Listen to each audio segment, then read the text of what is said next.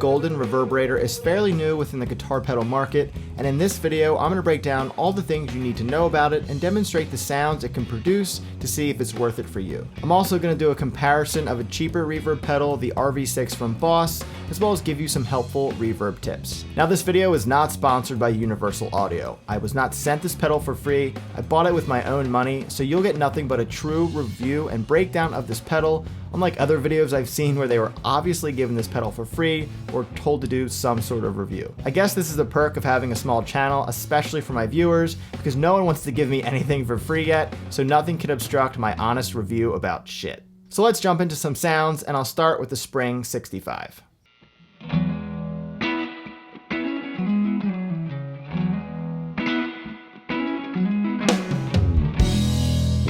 The Spring 65 is based off those Fender Spring reverb heads, and in my opinion, it's one of the best Spring reverb sounds I've heard come out of a pedal. You get 3 types of Spring sounds using the effect mode switch, which gives you the options of bright, smooth, and ambient Spring reverb. What you're hearing right now is the smooth effect. You can get some real great surf, drippy kind of country, and psychedelic sounds, but when you add in some modulation, it takes it to a whole other level. Now I have this pedal going through my Sheriff 22's FX loop. The reason I have it set up this way is because it's a high gain amp. High gain amps take pedals very differently depending on where you place them. If I placed this pedal in front of the amp, I would have to use very, very low levels of the reverb, unless my sound will get very muddy, and the reverb effect will drown out my tone. But this can actually be a really cool sound, all depending on the context of what you're playing to. If you have the choice of using an FX loop, you will get cleaner and crispier reverb sounds that will surround your tone in a much brighter way. So for me, the Spring reverb in this pedal really stood out and really worked well with my setup. But for $400, is it worth it just for that? Well, let's take a look into those other 2 reverbs before we make any decisions.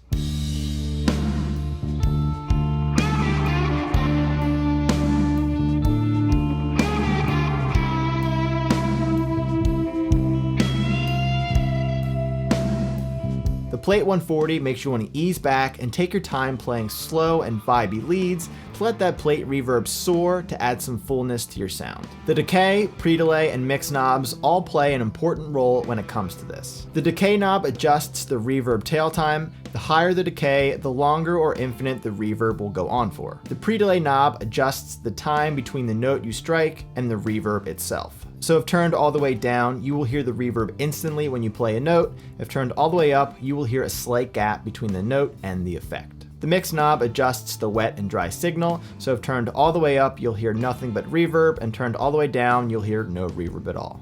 Now for leads, I would bring the mix knob to about 10 or 11, the pre-delay about halfway, and the decay knob about 12 to 1 o'clock. The effect may vary depending on your rig, but if you simply just adjust the knobs, you will definitely find a sound that you like. Let's now get into the hall reverb and some of the sounds we can get out of it.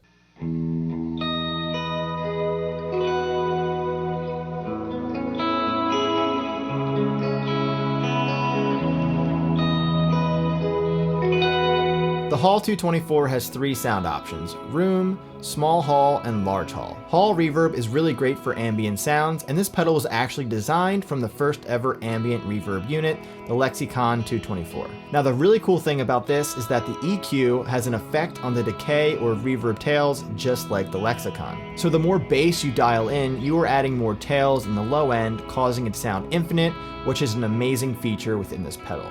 Now that we covered all 3, I'd like to showcase some of my personal favorite and wacky sounds.